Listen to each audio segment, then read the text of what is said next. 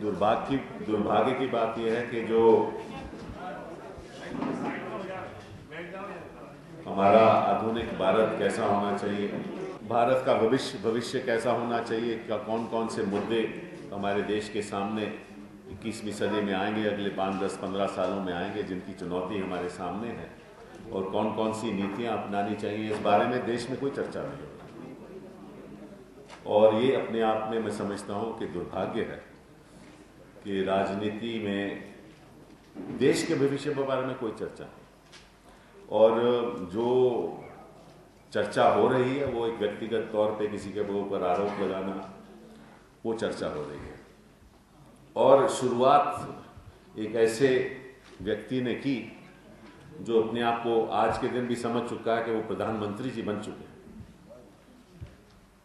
और एक पोडियम में जाकर भाषण दे देते हैं। ना उनको इतिहास का कुछ पता है, ना ज्योग्राफी का कुछ पता है, और ना वो कभी प्रेस कॉन्फ्रेंस में जाते हैं, ना कभी किसी से सवाल लेते हैं। और प्रचार और प्रसार ये हो रहा है कि हिंदुस्तान को यूपीए सरकार ने बर्बाद कर दिया। पिछले 10 सालों में यूपीए 1, यूपीए 2 ने हिंदुस्तान को बर्बाद कर दिया, उसके भविष्य को बर्बाद कर दिया, और कुछ काम हुआ ही नहीं। और दुर्भाग्य की ये बात भी है, जो असलियत है, जो हमने ज़मीन पे काम किया पिछले 10 सालों में, वो भी जनता के सामने नहीं आ रहा। जब हम आंकड़े देते हैं तो वो प्रिंट भी नहीं होते। तो इतनी तो हमें खुशी है कि जो हम आज के दिन आपके साथ बातचीत कर रहे हैं, ये टेलीविज़न पे तो जा ही रहा है। चलो, प्रिंट न भी होंगे तो कुछ बातें तो जनता के पास पहुँचेंगी। लेकिन 2-4 आंकड़े मैं आपको दूंगा जिससे साफ साबित हो जाएगा कि ये जो प्रचार प्रसार हो रहा है वो अपने आप में गलत है। और जो ऐतिहासिक काम यूपीए 1, यूपीए 2 ने किया पिछले 10 सालों में, वो अपने आप में एक मील का पत्थर है, समझ लीजिए। मैं शुरुआत करता हूं पर कैपिटा इनकम के, कि हिंदुस्तान में पर कैपिटा इनकम 2004 में क्या थी और आज क्या है। एनडीए की सरकार जब खत्म हुई 2004 में, तो पर कैपिटा इनकम 24,000 सालाना थी इस देश की पर कैपिटा इनकम। वो आज बढ़कर 68,000 हो चुकी है, लगभग 3 गुना ज्यादा। तो ये आंकड़ा कहता है कि हमने देश को बर्बाद कर दिया। क्या बात। जो ग्रोस बजटरी सपोर्ट थी 2004 में, जब एनडीए की सरकार गई, तो वो थी 4,71,000 करोड़। जो पूंजी जिसके द्वारा खर्चे होते हैं, मंत्रालयों के खर्चे होते हैं, प्रदेश को दिए जाते हैं, 4,71,000 करोड़। आज के दिन वो ग्रोस बजटरी सपोर्ट 16,65,000 करोड़ हो चुकी है। तो हमने देश को बर्बाद कर दिया, लगभग 4 गुना ज्यादा। और ये पैसा कहां से आता है? पैसा तभी आता है जब इनकम टैक्स लोग देते हैं, जब एक्साइज ड्यूटी देते हैं, इनडायरेक्ट टैक्सेस देते हैं, इंपोर्ट ड्यूटी देते हैं, कस्टम्स ड्यूटी देते हैं। तो 4 गुना ज्यादा देश की आमदनी हुई तो बर्बादी हो गई, 3 गुना ज्यादा पर कैपिटा इनकम हुई तो बर्बादी हो गई। हिंदुस्तान के इतिहास में 10 साल में कभी ऐसा नहीं हुआ। फिर बाहर के लोगों को हिंदुस्तान की अर्थव्यवस्था पे जो विश्वास था, उसके कारण जो एफडीआई हिंदुस्तान में आया, एनडीए के कार्यकाल में 1998 से लेकर 2004 में जो एफडीआई आया, वो लगभग $24 बिलियन था। $24 बिलियन। हमारे कार्यकाल में वो बढ़कर $222 बिलियन हो गया। तो हमने हिंदुस्तान को बर्बाद कर दिया। 24 से $222 बिलियन, समझ लीजिए 7-8 गुना ज्यादा। तो बाहर के लोगों को भी हमारी अर्थव्यवस्था पे आज के दिन भी विश्वास है। हमारी जो रिजर्व्स हैं आज के दिन $289 बिलियन हैं आज के दिन हमारी रिजर्व्स में, और ये कहते हैं कि इकोनॉमी खत्म हो गई। इनका जो ग्रोथ, जीडीपी ग्रोथ था, वो एवरेज इनके कार्यकाल में 5.9% था। हमारा दोनों यूपीए 1, यूपीए 2 मिला ले तो 7.9%। पहले कार्यकाल में तो 8.4 था, तो हमने बर्बाद कर दिया। इसीलिए राज्य सरकारों को पैसा ज्यादा मिला, स्वास्थ्य में पैसा ज्यादा मिला, शिक्षा में पैसा ज्यादा मिला। जो भी कार्यक्रम, सड़कों के कार्यक्रम हुए, इंफ्रास्ट्रक्चर के कार्यक्रम हुए, दुनिया में हमारे देश में एयरपोर्ट्स बने, स्टील का प्रोडक्शन बहुत तादाद से बढ़ा, सीमेंट का प्रोडक्शन बहुत तादाद से बढ़ा। इसीलिए बढ़ा कि सड़कें बनानी थी, इंफ्रास्ट्रक्चर का गठन करना था, वो सब इसीलिए हुआ कि पूंजी में पैसा ज़्यादा था। और ये सारा कांग्रेस पार्टी की नीति के आधार पर था, क्योंकि जो लिबरलाइजेशन की नीति अपनाई गई उसकी वजह से सब हुआ। तो ये एक प्रचार करना कि हिंदुस्तान को यूपीए सरकार ने बर्बाद कर दिया और फिर कोई सवाल नहीं लेने और ये दोहराना, मैं समझता हूं कि ये देश के लिए भी अच्छा नहीं है और जनता के लिए भी अच्छा नहीं है। आप छोटा सा आपको उदाहरण देता हूं यूनिवर्सिटीज का, क्योंकि मैं थोड़ा सा उससे वाकिफ हूं। इनके कार्यकाल में 14 यूनिवर्सिटीज थी, वो बढ़कर 44 हो गई, तो हमने बर्बाद कर दिया। आईआईटीज बढ़ गई, आईआईएम्स बढ़ गए, एम्स इंस्टीट्यूशंस की बढ़ गई, तो बर्बाद कर दिया। हम आधुनिक भारत की एक नई बुनियाद बना रहे हैं, जिसके आधार पर हिंदुस्तान आगे बढ़ेगा। 2,50,000 गांव को मैं, ग्राम पंचायत को मैं फाइबर ऑप्टिक के द्वारा कनेक्ट कर रहा हूं, और वो जो हमारा कार्यक्रम है वो लगभग 2014-15 में खत्म हो जाएगा। और last mile connectivity wireless broadband से होगी। और इसका मतलब क्या है? इसका मतलब है कि जो फाइबर ऑप्टिक द्वारा जो हाईवेज है हमारी, उसकी कोई सीमा नहीं होगी। जितना मर्जी डेटा उसमें आप डालते जाओ, चाहे शिक्षा के क्षेत्र में हो, चाहे वो स्वास्थ्य के क्षेत्र में हो, चाहे पब्लिक सर्विसेज हो, हमारी सब पब्लिक सर्विसेज इंटरनेट पे होंगी। किसी को किसी बिचौलिए के पास जाना नहीं पड़ेगा। आज के दिन भी अगर हम पासपोर्ट चाहते हो तो आपको कोई एप्लीकेशन नहीं भरनी पड़ती, आप नेट पे जाओ और पासपोर्ट की अर्जी दो, आपको पासपोर्ट मिल जाता है। ये किसने किया? कांग्रेस पार्टी ने। ये सोच किसकी है? कांग्रेस पार्टी की है। 3G नेटवर्क जो हम लाने जा रहे हैं और जो आकाश का हमारा सपना है, और आकाश के टेंडर खुल चुके हैं, फ्लोट हो चुके हैं, टेंडर खुलेंगे, जनवरी तक उसकी प्रोडक्शन भी शुरू हो जाएगी। और हमारा जो व्यक्तिगत जो हमारा सपना है वो ये है कि हिंदुस्तान के हर बच्चे के पास एक आकाश होना चाहिए, ताकि उसके हाथ में, उसकी मुट्ठी में दुनिया हो। ये सोच है हमारी, इस पे कोई चर्चा नहीं होती।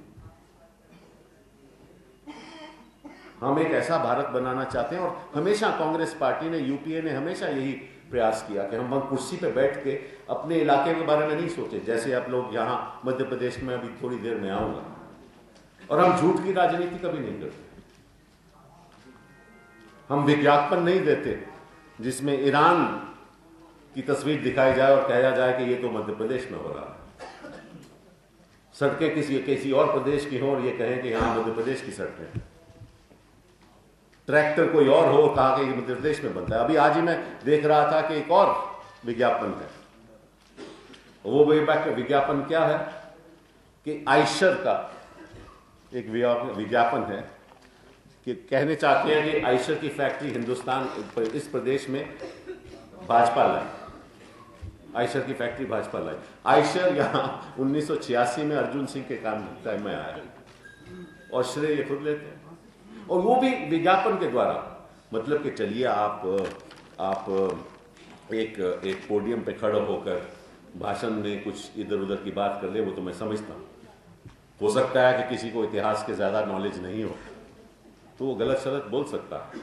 जिसको पता नहीं कि अलेक्जेंडर कौन था, कहाँ तक आया था, वो हो सकता है। गलती किसी से हो ही सकती है। मोहनदास को कोई मोहनलाल कह दे, वो भी गलती हो सकती है। हम कुछ भाजपा के लोगों को बताएंगे कि भाई ऐसा है कि जो आपका कैंडिडेट है उसको थोड़े से, मतलब कि थोड़ी सी क्लास ले लो उनको, जिनको ज़्यादा जानकारी है। भाजपा के कुछ लोगों को ज़्यादा जानकारी है। मैं मुरली मनोहर जी से बोलूँगा कि थोड़ी इनकी क्लास ले लें, ताकि इनका जो हिस्ट्री है वो तो ठीक ठाक हो जाए। और यहाँ तो ज्योग्राफिया भी गलत है, मध्य प्रदेश का कि इनको ये सोचते हैं कि मध्य प्रदेश की जो सीमा है वो ईरान तक पहुंच गई है, तभी ये दिखा रहे हैं कि ईरान के खेत मध्य प्रदेश में दिखा रहे हैं। तो ये एक ऐसा होना नहीं चाहिए। और जो मध्य प्रदेश के बारे में देखिए, है तो मध्य प्रदेश, लेकिन ये सबसे पिछड़ा प्रदेश है, सबसे पिछड़ा प्रदेश हो गया। ह्यूमन डेवलपमेंट इंडेक्स देख लो, यहां सारी स्टेट्स और यूनियन टेरिटरीज से सबसे नीचे मध्य प्रदेश आता है ह्यूमन डेवलपमेंट इंडेक्स में। सबसे ज्यादा मैलनरिश्ड बच्चे यहां हैं।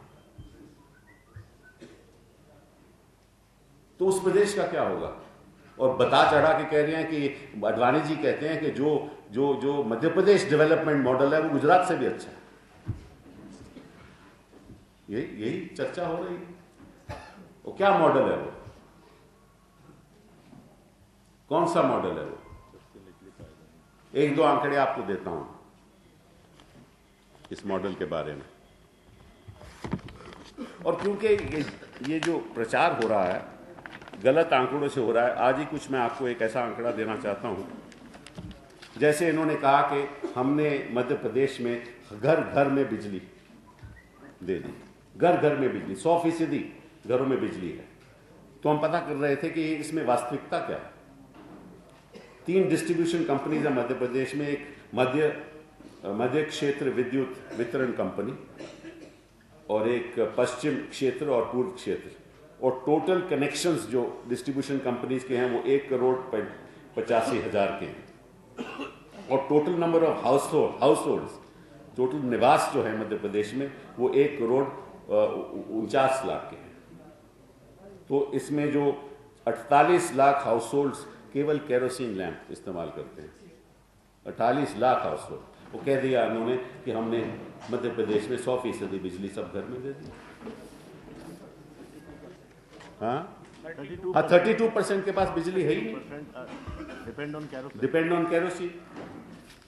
एक ये, दूसरा ड्रिंकिंग वाटर कि हमने हर जगह टैप वाटर दे दिया, ये हमारे मुख्यमंत्री जी यहाँ कहते हैं।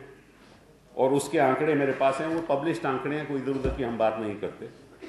जो total number of house hold हैं 1,49,00,000 और tap water treated source is only 24 lakhs and tap water from untreated source is 10 lakhs, so 34 lakhs. In other words, more than 1 crore of households do not have tap water. लेकिन आपने भाषण दे दिया, आपने कह दिया।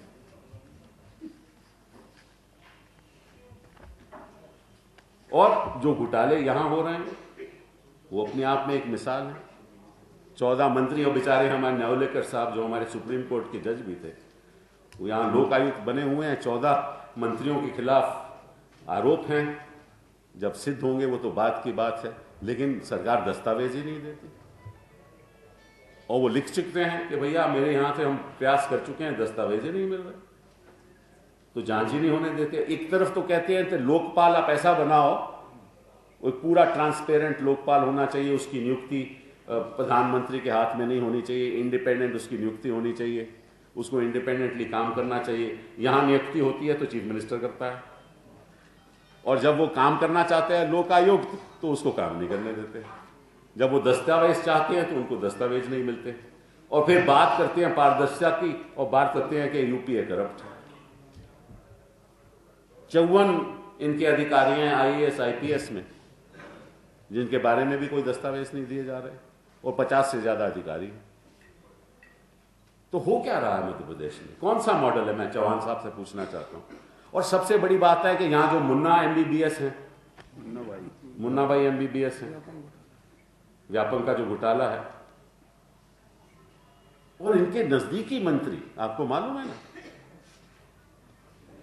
और अब के मैंने सुना है कि अभी 2 दिन पहले पेट का भी घोटाला है, प्री इंजीनियरिंग टेस्ट का भी एक घोटाला है। जांच होगी वहां, यहां तो जांच होने ही नहीं देते ना, ये जांच करवाना ही नहीं देते। चाहे वो PMT की सीट हो, थोड़ी बहुत PMT में जांच हो रही है, और जहां DMAT का सवाल है वहां तो अभी जांच ही नहीं शुरू हुई। हम तो चाहते हैं कि अगर आप इतने दूध के धुले हुए हो तो आप जांच करवाइए DMAT की। और सबसे पहले तो ये पता करिए कि कौन कौन से मंत्री है जिनके बच्चे एक प्राइवेट इंस्टीट्यूशन में उनको दाखिला मिला। पहले तो ये जांच होनी चाहिए। केवल मंत्री ही नहीं, बड़े बड़े लोग मध्य प्रदेश में जिनके मंत्रियों बेटी या बेटियां एक प्राइवेट इंस्टीट्यूशन में उनको दाखिला मिला हुआ है, किस आधार पर मिला है, कैसे मिला है, ये सवाल उठते हैं, हमारे मन में सवाल उठते हैं। और एक अच्छा स्वच्छ मुख्यमंत्री के मन में तो उठने चाहिए।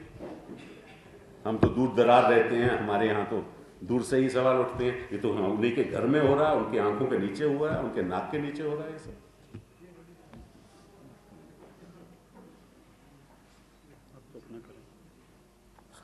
तो कहने का मतलब यह है कि ये जांच होनी चाहिए। और अगर पारदर्शिता की आप बात करते हो और आप कहते हो कि देखिए हो सकता है कि मेरे मंत्री भ्रष्ट हों, उनके खिलाफ जांच हो रही हो, लेकिन मैं तो बड़ा, मेरी तो बात अलग है, जैसे मोदी जी की अलग है।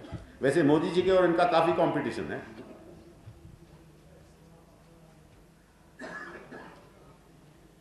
कुछ और आंकड़े आपको देता हूं मैं। एक सेकंड, सॉरी,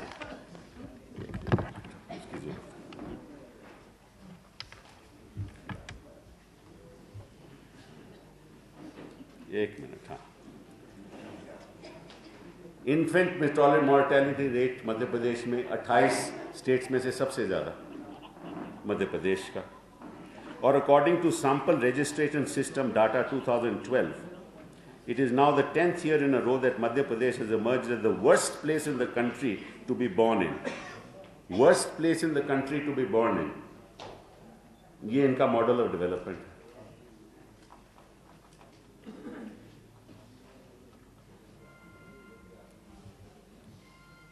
स्वच्छ पानी की एक्सेस, वो तो टैप वाटर के मैंने आंकड़े दिए थे आपको, लेकिन 5 लाख ऐसे आवास हैं जहां स्वच्छ पानी मिलता ही नहीं मध्य प्रदेश में।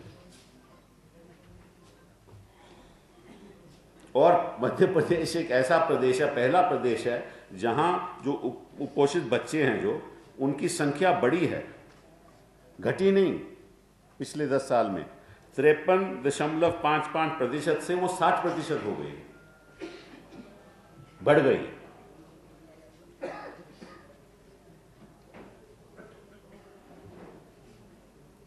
$1.62 lakh children in the state were found to be critically malnourished, was the report of the State Women and Child Welfare Department, June 2013.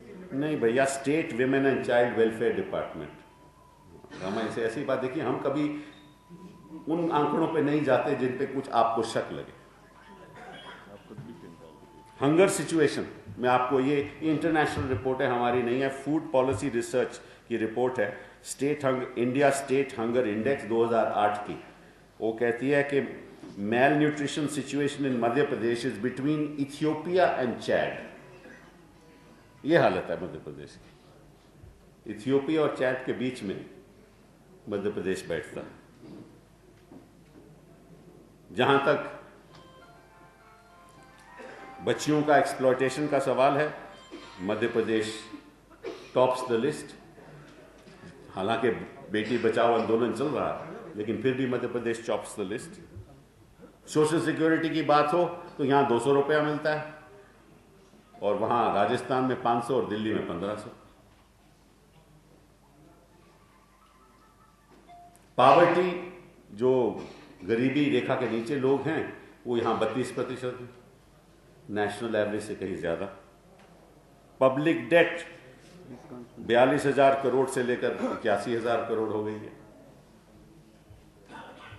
और हाईएस्ट नंबर ऑफ रेप्स, बलात्कार सबसे ज्यादा संख्या में मध्य प्रदेश में। Highest number of rape of minors Madhya Pradesh में। Highest number of assault on women Madhya Pradesh में।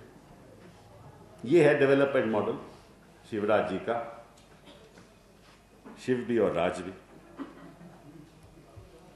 Crime against एससीज, वो भी संख्या में, किडनैपिंग, सब सेकंड हाईएस्ट।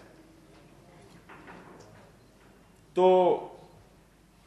हाँ, और कृषि के क्षेत्र में, हालांकि कृषि के क्षेत्र में उपलब्धि आई है, ये बात गलत कहना है कि उपलब्धि नहीं है, कृषि के क्षेत्र में प्रोडक्शन बढ़ी है, लेकिन उसका साथ साथ ये भी हुआ है कि लाखों की तादाद में लोगों ने कृषि छोड़ दी, वो सब एग्रीकल्चर लेबर बन गए और उसमें 4-fold इंक्रीज आया है जो लोगों ने अपने कृषि के छोड़ दिया। 50 लाख लोगों ने कृषि छोड़ दी और फार्म लेबर बढ़ गई है।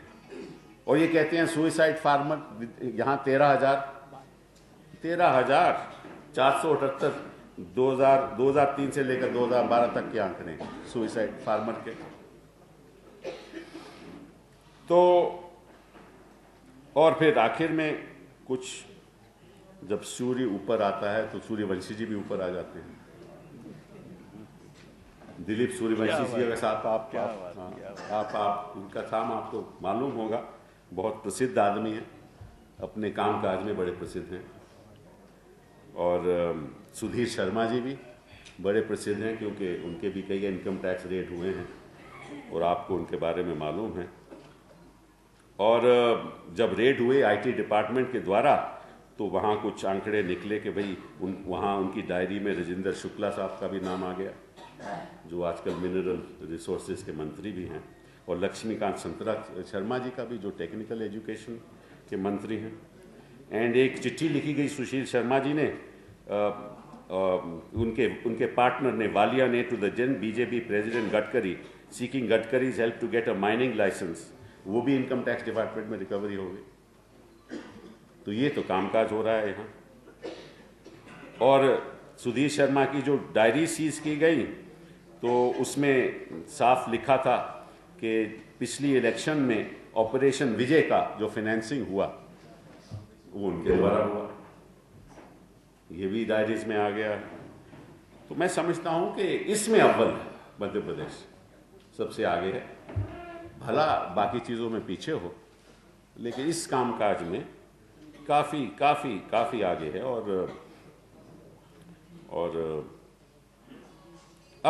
और अगर मेरा नाम चौहान होता तो मुझे भी प्लॉट मिल जाता, ठीक है ना। आरएसएस की कई संस्थाओं को मिला है, हमें भी शायद मिल जाता। तो कहने का मतलब यह है कि बात अक्सर होनी चाहिए कि मध्य प्रदेश अगले 10 साल में क्या करेगा, जनता के लिए क्या करेगा, ये चर्चा यहां नहीं हो रही।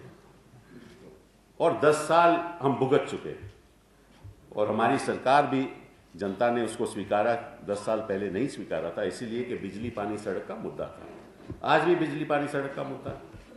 क्या कर लिया चौहान साहब ने बिजली पानी सड़क के बारे में, मैंने कुछ आपको आंकड़े भी दे दिए।